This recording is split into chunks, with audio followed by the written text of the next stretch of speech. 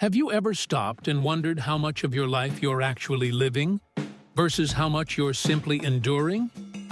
Most people spend years waiting for the right moment, the right opportunity, the right circumstances, the right version of themselves. They tell themselves they'll be happy when things calm down, when they make more money, when they retire, when life finally falls into place. But what if that day never arrives?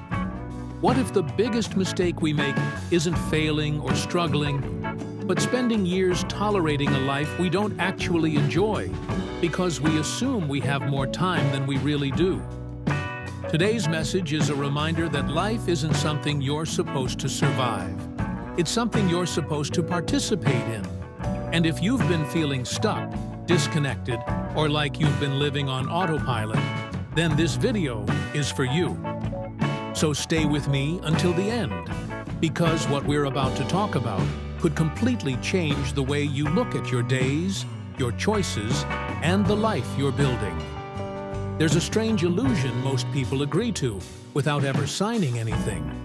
It goes like this: you've got time, plenty of it. Endless, stretchy, forgiving time that will always be there tomorrow. And the tomorrow after that. And the one after that too. So you tolerate things you don't like. You sit in situations that quietly drain you. You stay in conversations that feel like sandpaper on your spirit. You call it responsibility, or just getting through a season, or the classic favorite: this is just how life is right now. But the uncomfortable truth that nobody puts on inspirational mugs is that you are not here long enough to be living unhappy on purpose. Not accidentally, not unconsciously, not because you didn't know better. That's one thing. But knowingly, day after day, that's a different kind of contract you never needed to sign. And look, this isn't about chasing constant happiness like some kind of emotional sugar rush. That's childish. Real life has weight. Real life has bills, grief, boredom, disappointment, awkward Tuesdays, and moments where your motivation packs its bags and leaves without warning.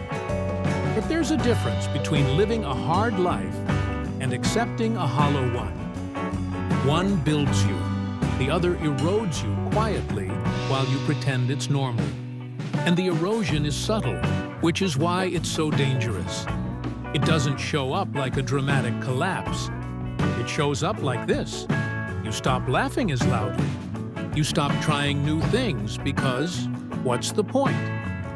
You stop speaking up because it's easier to just go along. You stop noticing your own preferences because you've been ignoring them for so long they've gone quiet. Then one day, you look around and realize you've become a professional at enduring your own life. Does this sound like you? Are you saying things like, "I don't even know how I got here"? This is the thing. It wasn't one big decision. It was 1,000 small permissions you gave away without noticing. Before we continue, if this message is resonating with you, take a second to subscribe to the channel. Every single day we share motivational videos designed to help you think differently, grow stronger, and live more intentionally. And if you're finding value in this message so far, give the video a like. It helps us reach more people who may need to hear it. Now, let's keep going. Here's where it gets interesting.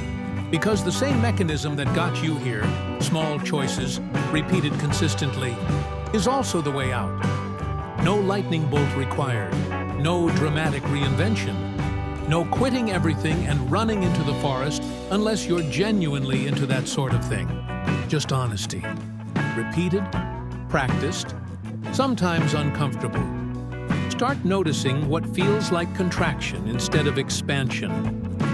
The people, the routines, the habits that make your world feel smaller instead of wider. Not everything has to be eliminated, but everything deserves to be questioned.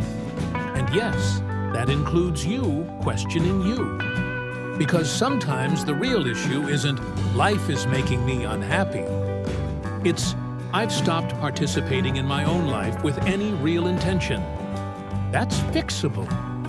Not instantly, not magically, but absolutely. You don't need to turn your entire existence upside down overnight. You just need to stop pretending you have unlimited time to figure it out later. Because you don't. None of us do. And that's not depressing. It's clarifying. It means the days you have are valuable in a way you cannot negotiate with.